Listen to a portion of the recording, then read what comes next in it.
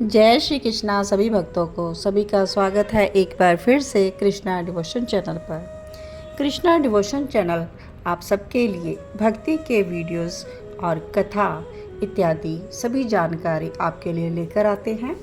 आप भगवान श्री कृष्ण की भक्ति में अग्रसर हों और अपना मनुष्य जन्म सफल करें, यही हमारा उद्देश्य कृष्ण भक्ति करना और करवाना ही इस कृष्णा डिवोशन चैनल का मुख्य लक्ष्य है। तो आप सभी इस कृष्णा डिवोशन चैनल के वीडियोस को आगे ज़रूर शेयर कीजिएगा ताकि कृष्ण भक्ति जन जन तक आगे पहुंच सके। और भगवान श्री कृष्ण स्वयं कहते हैं भगवद गीता में, मेरा उपदेश जो भी आगे डिस्ट्रीब्यूट करता है ऐसे भक्तों से मैं सर्वथा प्रसन्न होता हूँ। तो आप भी भगवान की प्रसन्नता के लिए इस भक्ति चैनल को सपोर्ट करें, सब्सक्राइब करें और मन लगाकर श्री कृष्ण की भक्ति करें, मनुष्य जन्म सफल करें। जय श्री कृष्णा। आइए चलते हैं हम आज के अपने श्री कृष्ण चरित अमृतम के एपिसोड में। थोड़ा सा रिकैप जान लेते हैं, पिछले भाग में हमने क्या श्रवण किया। महर्षि शांडिल्य नंद बाबा को बताते हैं कि ग्रहण का अवसर हो रहा है और इस सूर्य ग्रहण के अवसर पर आप सभी को कुरुक्षेत्र में जाकर स्नान करना होगा और वहीं पर कन्हैया भी आएंगे द्वारिका से। रोहिणी माता के द्वारा यह पत्र प्राप्त होता है कि द्वारिका वासी सभी आ रहे हैं कुरुक्षेत्र में स्नान के अवसर पर। तो ब्रजवासी सभी तैयार हो जाते हैं अपने कन्हैया श्री कृष्ण से मिलने, लेकिन नंद बाबा थोड़ा सा आनाकानी कर रहे हैं कि मैं कैसे जा सकता हूँ यहाँ ब्रज को छोड़कर, गंगों को छोड़कर। तो इस बात की गवाही लेते हैं वृषभान जी, राधा किशोरी जी के पिताजी। वृषभान जी पूर्ण विश्वास देते हैं कि मैं यहाँ सारी व्यवस्था देखूंगा, आप सभी कुरुक्षेत्र जाएं और कन्हैया से मिलिए। तो चलिए आज का भाग स्टार्ट करते हैं। आज की कथा श्री कृष्ण चरित अमृतम भाग 319, मिलेंगी वृषभान नंदनी। तो राधा किशोरी जी भी आई हैं बरसाना से और यह भी सब ब्रजवासियों के साथ जाने के लिए तैयार हैं। तो आइए सर्वप्रथम हम रोहिणी माता के यहाँ का दृश्य श्रवण करते हैं कि कन्हैया ने अपनी माता रोहिणी से कह दिया था कि ब्रजवासियों को आप संदेश पहुँचा दो कि सभी के सभी आ जाए, यहाँ कुरुक्षेत्र में हम मिलेंगे। माता रोहिणी का कोई द्वार खटखटा रहा है, द्वार खोलो। रोहिणी जी अभी उठी नहीं, कौन? स्नान भी नहीं किया तो अभी तो ब्रह्म मुहूर्त हुआ ही नहीं, पर इतनी सुबह कौन आ गया? रोहिणी माता जी को आवाज़ बहुत मधुर लग रही थी और जानी पहचानी आवाज़ थी। पूछते हुए उन्होंने अपने महल का दरवाज़ा खोला, कौन है? कन्हैया, इस नाम का संबोधन आज भी रोहिणी माता करती हैं। द्वारका में श्री कृष्ण को ये संबोधन अपने लिए कभी सुनना हो तो माता रोहिणी के पास ही आते हैं। वर्षों के बाद श्री कृष्ण आज महल में आए थे रोहिणी माता की। रोहिणी माता श्री कृष्ण को अपने महल में बिठाती हैं, आओ अभी तो रात्रि है, कृष्ण सब ठीक तो है ना? पर श्री कृष्ण इसका कोई उत्तर नहीं देते। वो तो रात भर सोए ही नहीं, उनके नयन यह बता रहे हैं। श्री कृष्ण माता से पूछते हैं कि क्या आपने पत्र भेज दिया था वृंदावन? माता कहती है हाँ, और उन दूतों ने आकर सूचना भी दे दी थी कि कुरुक्षेत्र में सब ब्रजवासी आ रहे हैं। इतना सुना रोमांच हो गया श्री कृष्ण को। रोहिणी माता कहती है कि एक बात बता कन्हैया, तू हसनापुर तो जाता रहता है, इंद्रप्रस्थ तो और भी निकट है वृंदावन के, लाला फिर तू वहाँ क्यों नहीं जाता? वो लोग तेरी पल पल याद में तड़पते रहते हैं, क्यों नहीं जाता? माता यह कहते हुए हिलकियों से रो पड़े कृष्ण। कुछ देर तो बोल ही ना सके, उनकी वाणी अवरुद्ध हो गई। कन्हैया वृंदावन गया तो क्या वो वापस द्वारिका आ सकेगा माता? इतना ही बोले कुछ देर के बाद श्री कृष्ण। माता, मेरी मैया यशोदा आएगी ना कुरुक्षेत्र में? कैसी हो गई होगी वो? 100 वर्ष का काल कम तो नहीं होता। तुझे देखने के लिए जीजी अपने प्राणों को संजो कर रखती है, रोहिणी माता ने थोड़ा गंभीर होकर कहा। उसके हाथों का माखन, उसके हाथों की मार। फिर रोहिणी माता आगे पूछती हैं, हाँ माता, आंसू के साथ हंसी आ जाती है कृष्ण को। मारती थी मैया मुझे, ये देखना, रस्सी से बांध दिया था एक दिन। ये देख माता, मैं नित्य उठकर इन हाथों को देखता हूँ, चूमता हूँ। वो पगली मैया कह रही थी, भूल जाना कन्हैया की कभी मैंने तुझे रस्सी से बांधा था।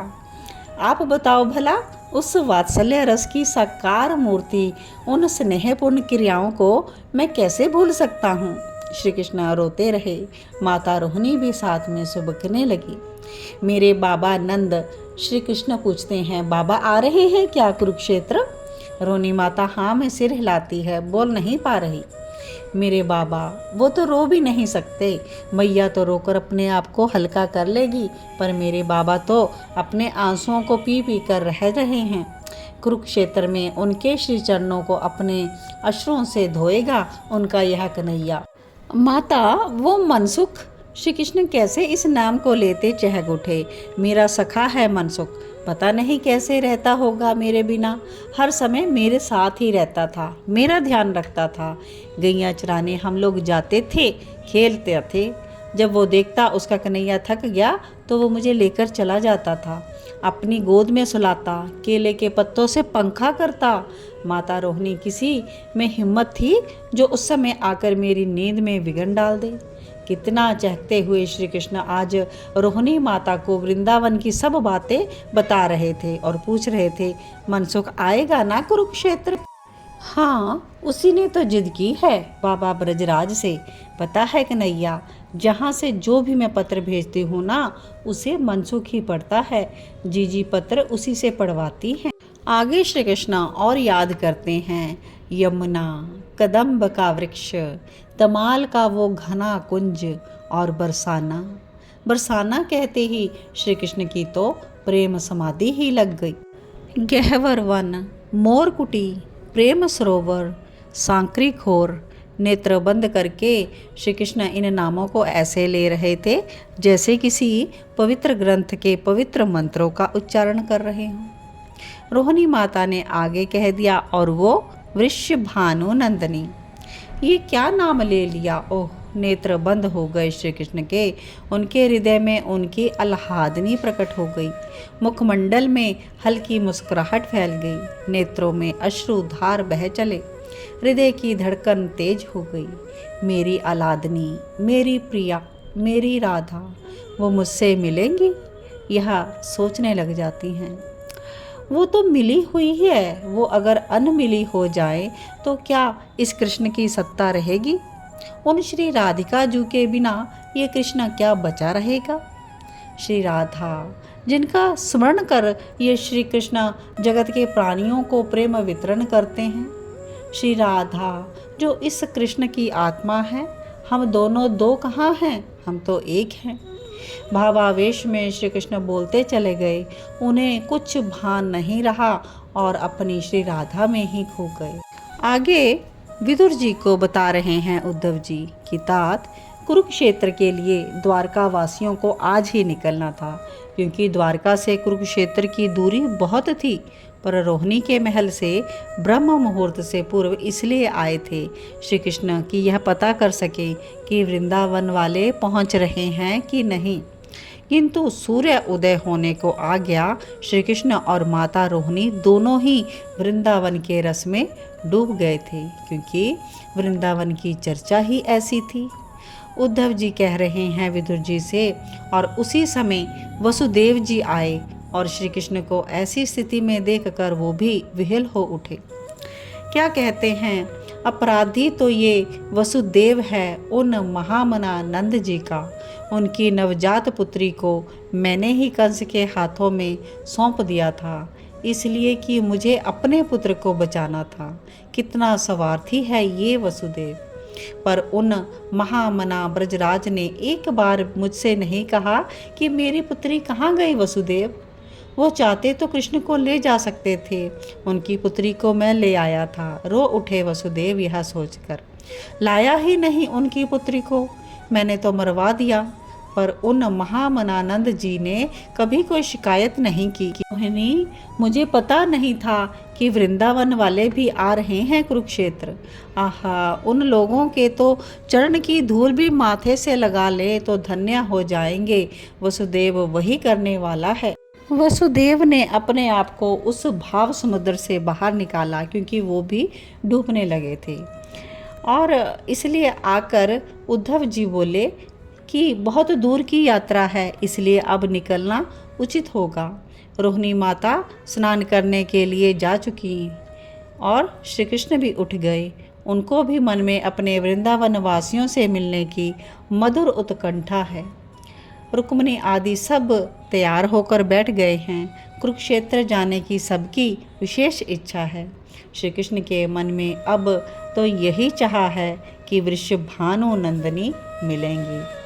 तो आज की कथा यहीं पर, आज हमने श्री कृष्ण के मन की स्थिति को यहाँ पर जाना। कल हमने वृषभानु नंदिनी जी की स्थिति को जाना था।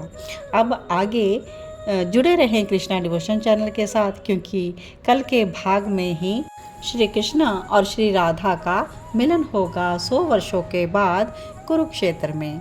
तो तब तक के लिए कथा को विश्राम देते हैं। कल की कथा में हम फिर से मिलते हैं। आप सभी भक्तों को जय श्री कृष्णा, जय जय श्री राधे श्याम। सबको मिले श्री वृंदावन धाम।